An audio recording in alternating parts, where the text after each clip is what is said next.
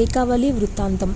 ఒక రోజున ఏకవీరుడు మంత్రిపుత్రులతో కలిసి హయరూఢుడై జాహ్నవీ తీరంలో వినోద విహారానికి వెళ్ళాడు. తరులత పుష్ప నివాహ సౌందర్యాలను, కోకిలాది పక్షి కుజీతాలను, ప్రవాహ గాంభీర్యాలను ఆస్వాదిస్తూ సంచరిస్తున్నాడు. వేదధ్వనులు మారుమోగుతున్న ముని ఆశ్రమాలను, హోమధూపం ఎగజిమ్ముతున్న అగ్నిహోత్రశాలలను తిలకించాడు. వికసించిన పద్మాలతో, తుమ్మెదల జంకారాలతో మనోహరంగా ఉన్న సరోవరాలను వీక్షించాడు. అలా వెళుతూ ఉండగా గంగ ఒడ్డున నిండుగా వికసించిన 100 రేఖల పద్మం కనిపించింది. దాని సౌందర్యానికి, సౌగంధ్యానికి ముగ్ధుడై అటు తెరిపార చూసేసరికి దాని కుడి పక్కన ఒక కన్యకామణి కనిపించింది. ఆమె కన్నులు పద్మాల్లా ఉన్నాయి. శరీరం కనకసలాగా ఉంది.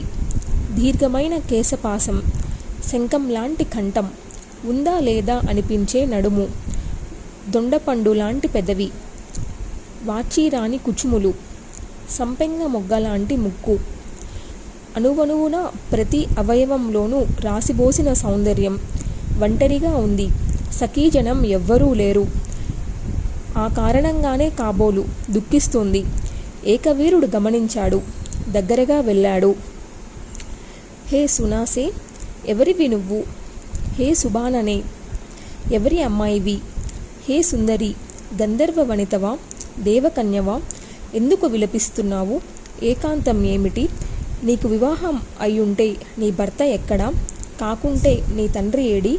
నువ్వు దుఃఖించడమేమిటి? హే అరాలబ్రు, కారణమేమిటో నాకు చెప్పు. చేయగలిగిన ఉపకారం చేస్తాను. నా రాజ్యంలో నీకు ఎవ్వడూ ఏ బాధను కలిగించడు. చోరుల భయం, రాక్షస భయం లేనే లేవు. ధర్మబద్ధంగా పరిపాలిస్తున్నాను కనుక ప్రకృతి వైపరీత్యాలు లేవు. క్రూర మృగాల వల్ల అసలే భయం లేదు.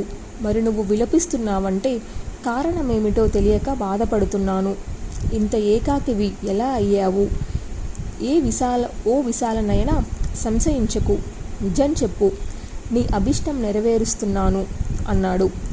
అందుకు ఆ సుందరి మృదుమధురంగా బదులు పలికింది.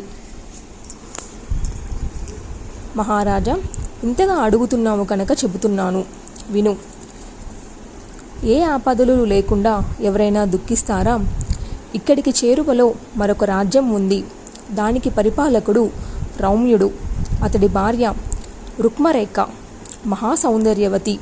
అయితేనేమి ఆ జంటకు సంతానం లేదు. ఆ దిగులును భరించలేక ఒకనాడు తన భర్తతో ఇలా అంది.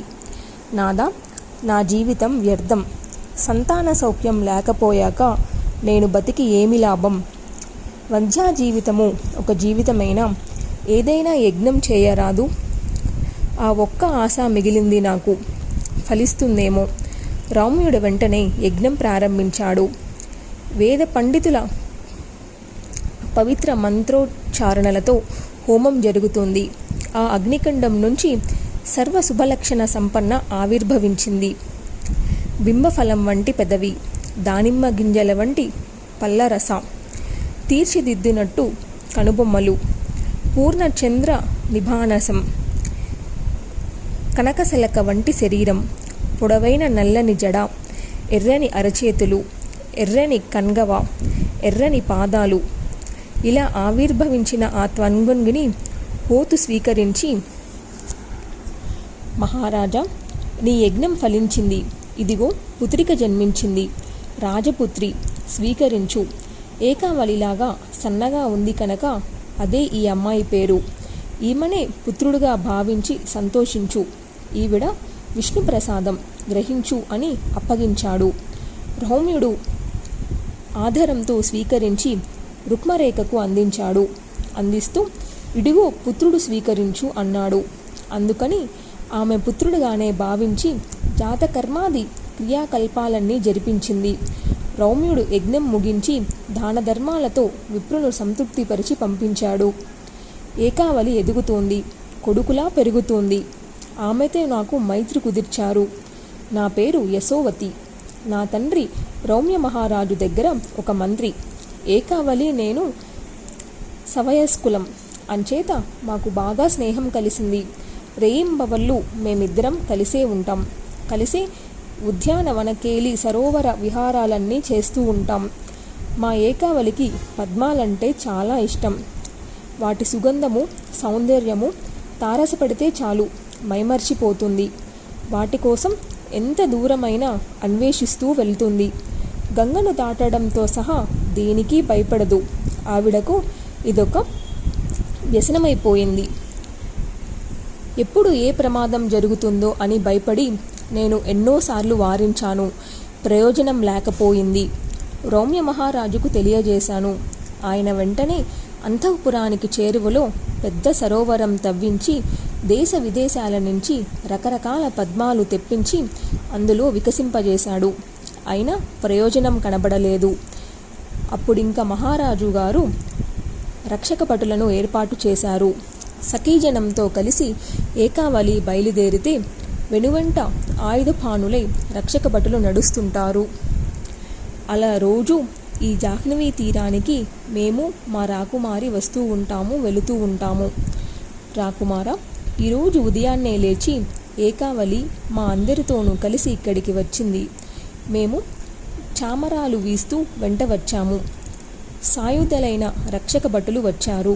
అందరూ అల్లంత దూరాన నిలబడితే నేను ఏకావలి కలిసి ఆడుతూ పాడుతూ ఇదిగో ఈ పద్మం దగ్గరికి వచ్చాము.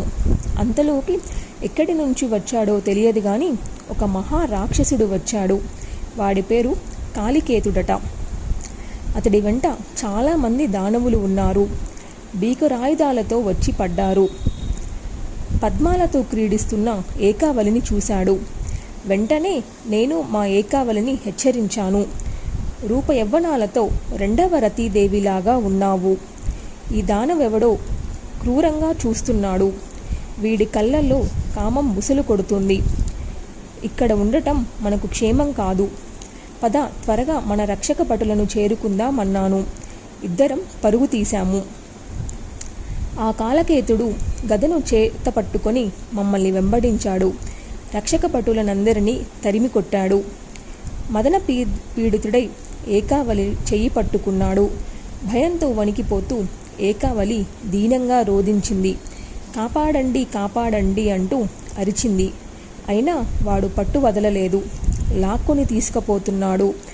నేను వెంటపడ్డాను. మా రాకుమారుని విడిచిపెట్టు, కావాలంటే నన్ను తీసుకుపో అని ప్రార్థించాను. వాడు వినిపించుకోలేదు. చెల్లా చెదురైన రక్షక భటులు మళ్ళీ గుమ్ముకూడి వచ్చి వాడిని ఎదిరించారు. భీకర సంగ్రామం జరిగింది. రాక్షసుల చేతిలో రక్షక భటులందరూ నిహతులయ్యారు. కాలకేతుడు ఏకావలిని తీసుకొని వెళ్ళిపోతున్నాడు. ఎక్కడికి తీసుకువెళ్ళిపోతున్నాడో తెలియదు. అయినా నేను వెంటబడ్డాను.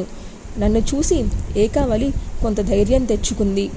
అది గమనించి నేను త్వరగా 4 అడుగులు వేసి ఏకావలిని కలుసుకున్నాను. నన్ను కౌగిలించుకొని బోరున విలిపించింది. అది చూసి కాలకేతుడు మృదువుగా నాతో ఇలా అన్నాడు.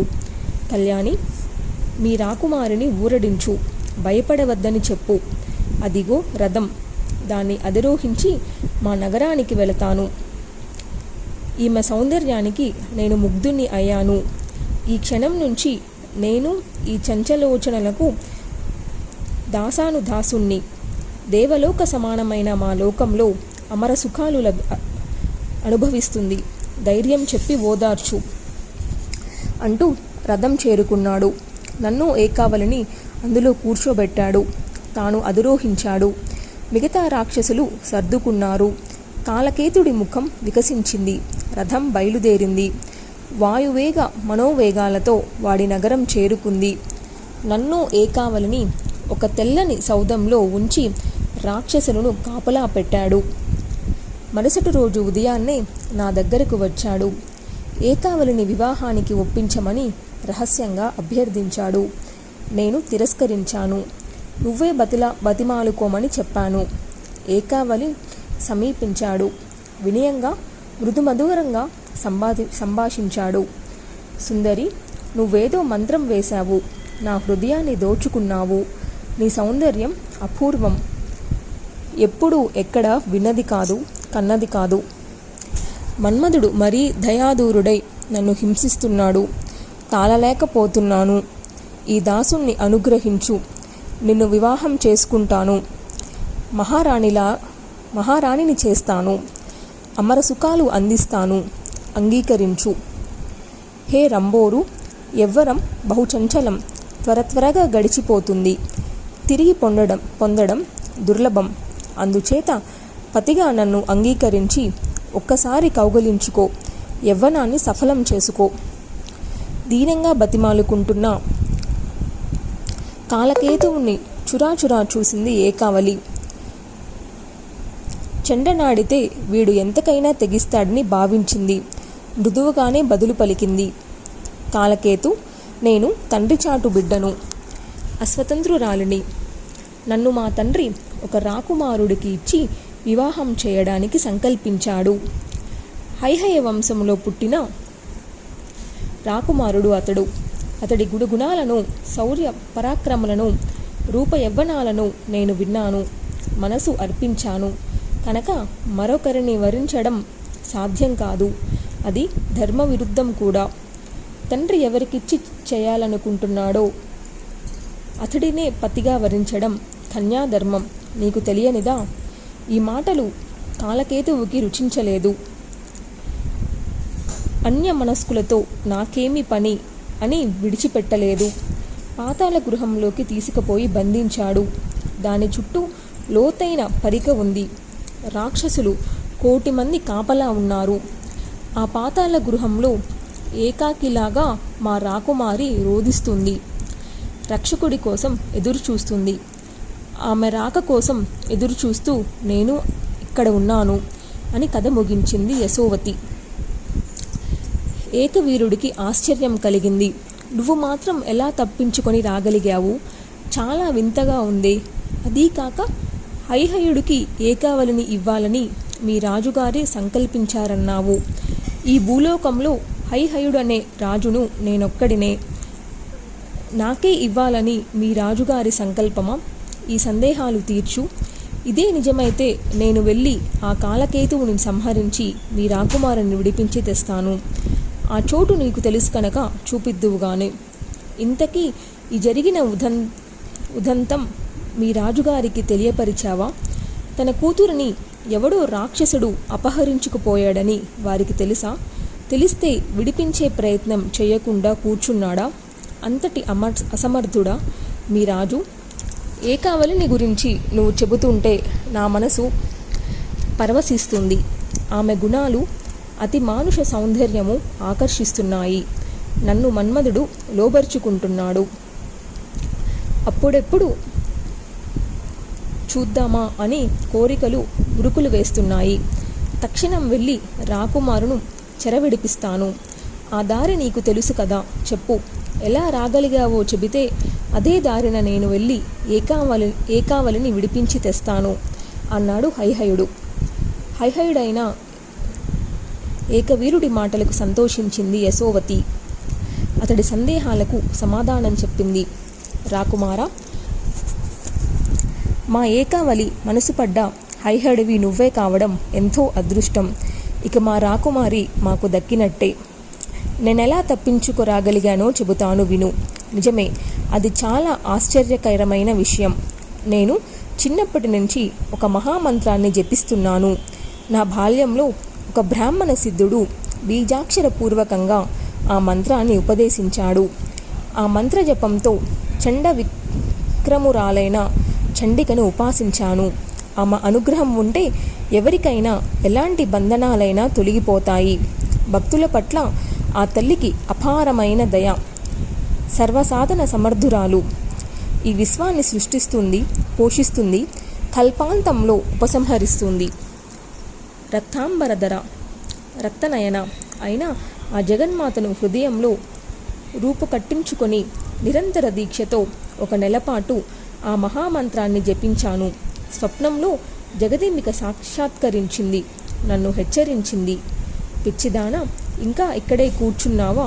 వెళ్ళు, వెంటనే బయలుదేరి గంగాతీరం చేరుకో. అక్కడికి హైహై వంశుడు ఏకవీరుడు వస్తున్నాడు. అతడు మహాపరాక్రమశాలి, సర్వశత్రు విమర్ధనుడు.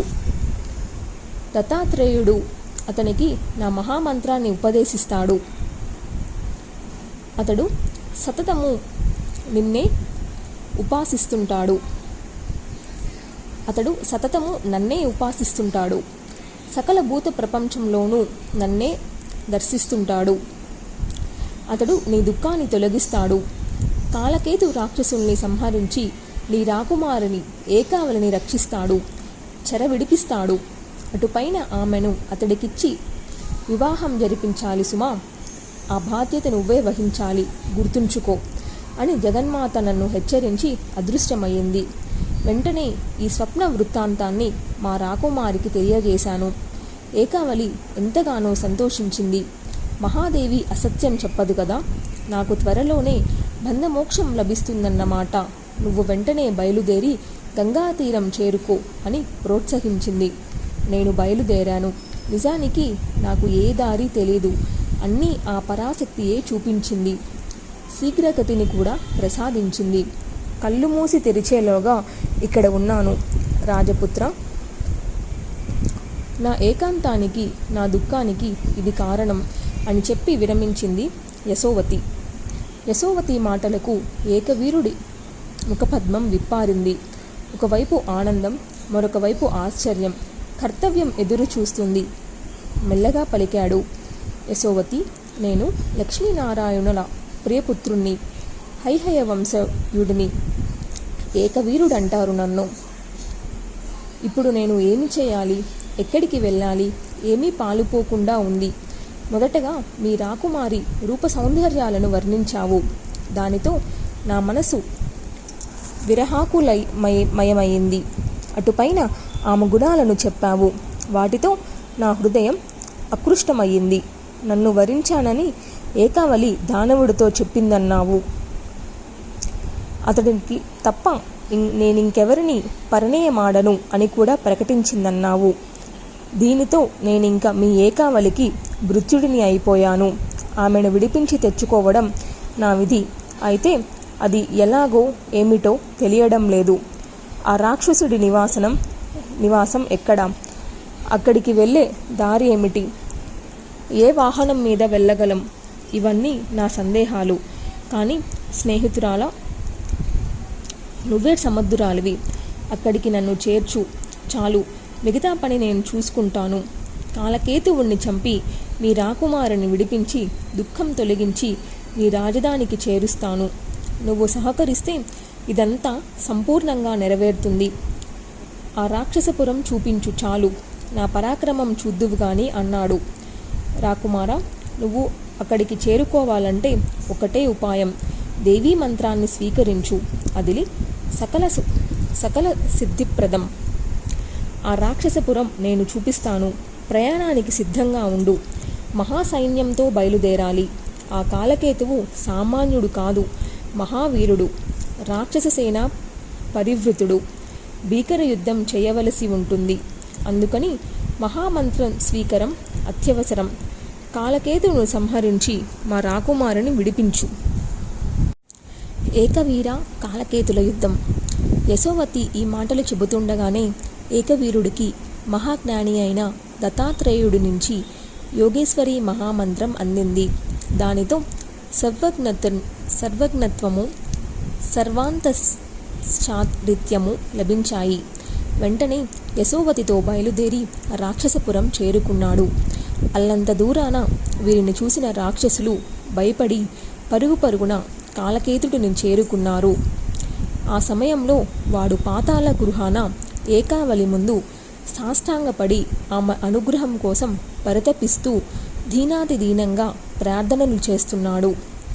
కాలకేతు మహారాజా, ఈ కామినీమణితో పాటు ఇక్కడికి వచ్చిన చలికెత్త యశోవతి ఒక రాజపుత్రుని మహాసైన్యంతో వెంటబెట్టుకొని వస్తుంది. ఆ రాకుమారుడు జయంతుడో కార్తికేయుడో అన్నట్టున్నాడు. ఘోర సంగ్రామం తప్పదేమో. త్వరగా సన్నదుడివిక్కా, లేదా ఈ కామినిని విడిచిపెట్టేయి. వాళ్ళు సమీపించేలోగా దుందుములు మ్రోగించు అంటూ రాక్షస దూతలు విన్నవించారు. కాలకేతుడు క్రోధతామ్రక్షుడయ్యాడు. సేనాపతులను పిలిచి మహాసైన్యంతో తరలి వెళ్ళండి అన్నాడు. ఆ రాజపుత్రుణ్ణి అతడి సైన్యాన్ని ఎదిరించండి అన్నాడు అని మళ్ళీ ఇటువైపు తిరిగి ప్రణయభావంతో ఏకావలిని అభ్యర్థించాడు. తన్వంగి, వస్తున్నది ఎవరు? నీ తండ్రిగారా? మరింకెవరైనానా? నీకోసం సైన్య సమేతంగా వస్తున్నాడంటే ఎవరో కావలసిన వాడే అయ్యుంటాడు. ఎవరో ఏమిటో నిజం చెప్పు. నీ తండ్రి అయినట్టయితే సంగ్రామం చెయ్యను, సంహరించను. సాదరంగా ఆహ్వానించి రత్నాంబరాలను బహుకరించి పూజిస్తాను. గొప్ప ఆతిథ్యంతో గౌరవిస్తాను.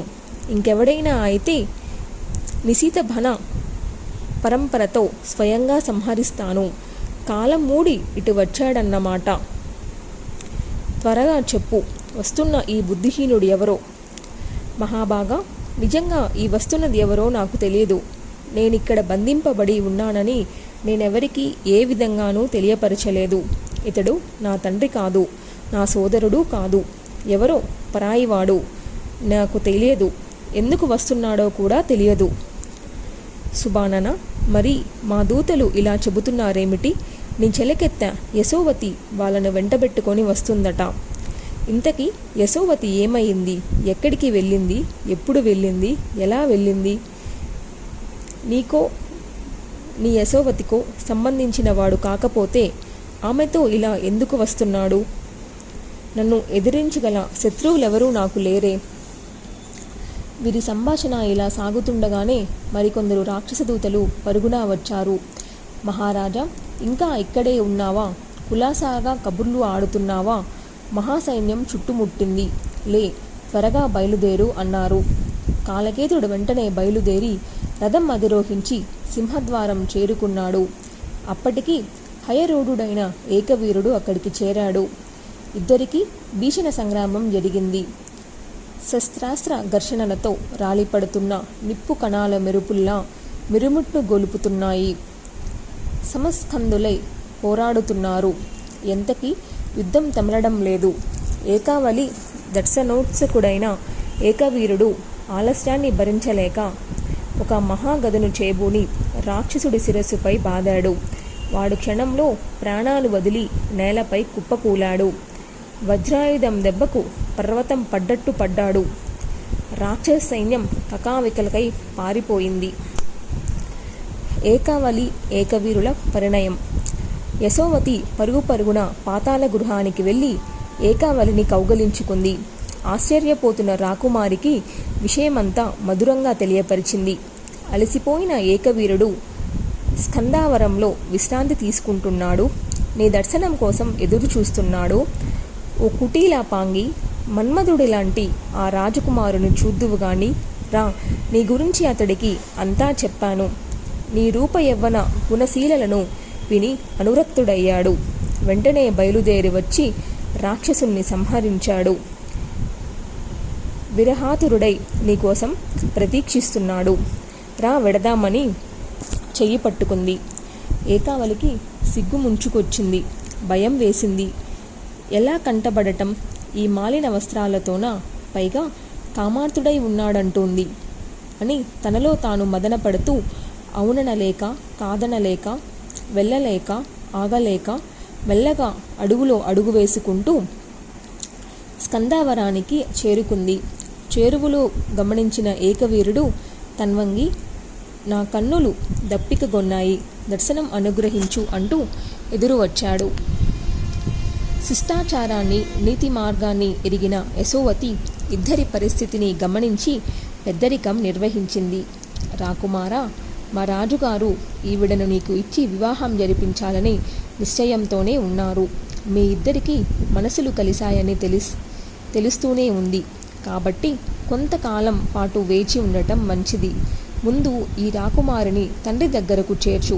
అతడు యథావిధిగా వివాహం జరిపించి నీకు సమర్పిస్తాడు. ఇది నిశ్చయం. ఇక పద, బయలుదేరదామంది. ఏకవీరుడు మారు మాట్లాడకుండా బయలుదేరాడు. సైన్యం కదిలింది. అందరూ కలిసి రౌప్య మహారాజు గారి రాజధాని నగరానికి చేరుకున్నారు. ఏకావళి యశోవతులు రాకకు చారుల ద్వారా తెలుసుకున్న రాజదంపతులు రౌప్య రుక్మరేఖలు ఆనందంతో ఎదురు వచ్చారు. స్వాగత సత్కారాలు ఏర్పాటు చేశారు. దుఃఖించి దుఃఖించి అలిసిపోయిన ఏకావళిని మలినారంభాలతో కృషించిపోయిన కన్న కూతురిని చూడడంతోనే ఆ తల్లిదండ్రులు ఆనంద శోకాలతో ఉక్కిరి బిక్కిరి అయిపోయారు. రుక్మరేఖ ఏకావళిని గాఢంగా కౌగిలించుకుంది. అంతగా కృషించిపోయిన ఏకావళి ముఖంలో ఏదో ఆనందరేఖ కనబడటం ఆ తండ్రితల్లులను ఊరడించింది. యశోవతి కల్పించుకొని జరిగిన వృత్తాంతమంతా సవిస్తరంగా తెలియపరిచింది. వెంటనే రౌప్య మహారాజు ఏకవీరుడికి, అతడి మిత్ర బృందానికి, మహాసైన్యానికి అతిథి మర్యాదలు జరిపించాడు. రాకుమారుణ్ణి తన రాజ సౌధంలోకి సాదరంగా సగౌరవంగా తీసుకువెళ్ళాడు. విడిది చేయించాడు. ఒక శుభముహూర్తాన ఏకావళిని ఇచ్చి వివాహం జరిపించాడు. పుష్కలంగా బహుమతులు ఇచ్చి యశోవతితో సాగనంపాడు. ఏకవీరుడు ఏకావళి సహితుడై తన రాజధానికి చేరుకున్నాడు. ఇష్టోపభోగాలతో క్రీడించాడు. ఆ దంపతులకు కృతవీర్యుడు అనే కొడుకు పుట్టాడు. అటుపైన అతడికి కార్తవీర్యుడు జన్మించాడు. అప్పటి నుంచి వారిది కార్తవీర్య వంశంగా ప్రసిద్ధికెక్కింది. సౌనకాది మహామునులారా, వ్యాస భగవానుడు చెప్పిన ఈ హైహయ వంశకథను శ్రద్ధగా ఆలకించిన జన్మేజయుడికి మరొక సందేహం కలిగింది. దేవదేవుడా, జగన్నాథుడు అయిన విష్ణుమూర్తి అశ్వరూపం ధరించడమేమిటి? ఆ పురుషోత్తముడు స్వతంత్రుడు కాడా, అంతగా పరతంత్రుడా అని అడిగాడు. వ్యాసుడు మళ్ళీ అందుకున్నాడు అంటూ సూతుడు మళ్ళీ కథనానికి ఉపక్రమించాడు. జన్మేజయ, అలాంటి సందేహం నాకు వచ్చి వెనకటికి నారదుడిని అడిగాను. తెలుసుగా, నారదుడంటే ఎవరో? బ్రహ్మమానసపుత్రుడు, సర్వజ్ఞుడు, సర్వగుడు, శాంతి చిత్తుడు, సర్వలోకప్రియుడు, స్వయంగా కవీశ్వరుడు. ఆ దేవర్షి ఒకప్పుడు భూలోక సంచారానికి వచ్చాడు. మహతీ వీణను స్వరతాన సమన్వితంగా పలికించుకుంటూ బృహదదంత రాది సామవేద భాగాలను శ్రావ్యంగా గానం చేస్తూ నా ఆశ్రమానికి విచ్చేశాడు. నేను ఎదురు వెళ్ళి అర్ఘ్యపాద్యాలు సమర్పించి ఆశ్రమంలోకి తీసుకువచ్చాను. అతిథి మర్యాదలు అయ్యాక నేనొక ప్రశ్న వేశాను.